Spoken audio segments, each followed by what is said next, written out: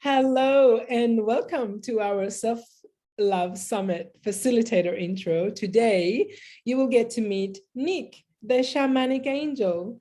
Hi, Nick. How are you going? Yeah, great. So, Nick, let's jump straight into it, shall we? 5 questions. Here we go. When did you realize the value of putting yourself first? That definitely came after I released myself from a 27-year narcissistic relationship.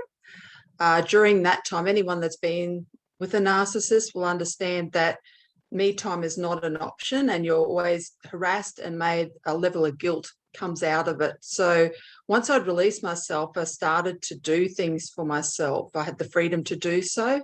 And I started to feel myself getting lighter in the heart and I saw my health improve.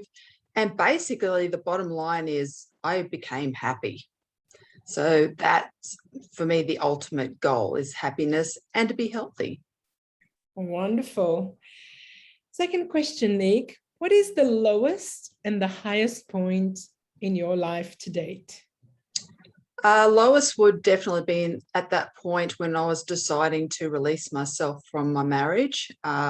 Leaving a narcissist is a difficult thing to do and it can come with consequence. So I had to really think about that.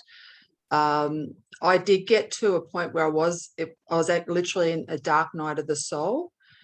And I had a very unusual experience happening during the night. I had a woman speak in my ear and request that I seek help. And that morning I woke up and I had this renewed drive to free myself and honor myself. So I don't know where she came from. She just came from the universe, I imagine. And I took action and I've never looked back.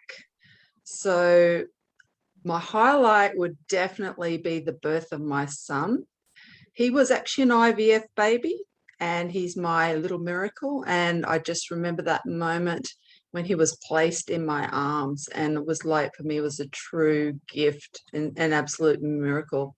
So absolutely number one, highest. Beautiful.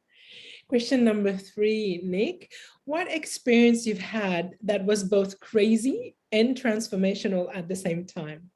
That's very easy. Definitely a spiritual awakening. I've only literally been having this over the last 2 or 3 years. It's been coming hard and fast. I have lots of weird stuff going on. I see lots of weird stuff, would be for the naked or normal human eye.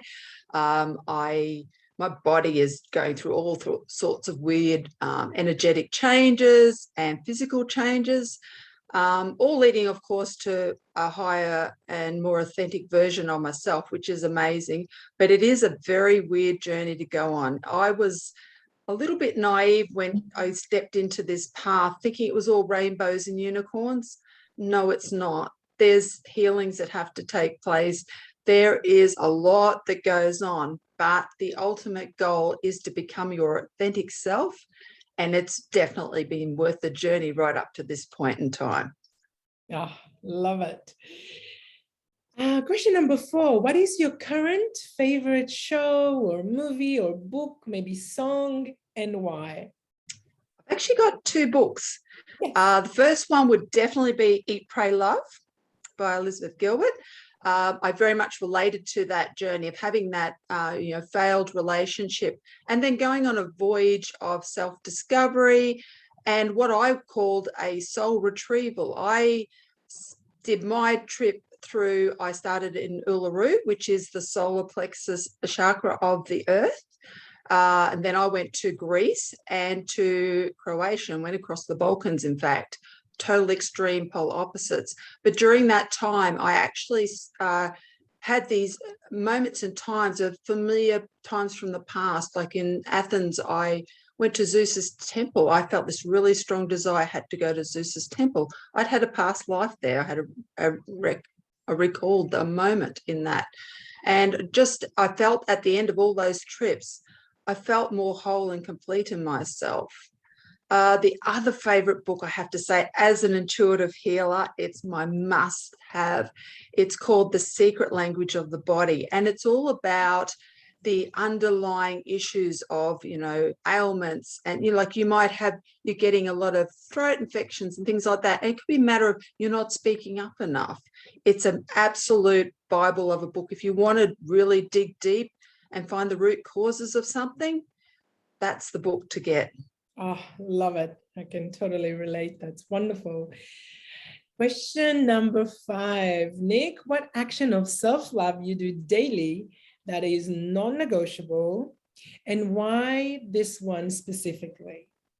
Okay, well, I actually have a ritual in the morning. So before I even get out of bed, I do a meditation while I'm lying still in bed and I have a still mind. I get up, I get myself a warm lemon water to get the digestive system activated. And then I spend some time, I have some mantra beads and I do a mantra session.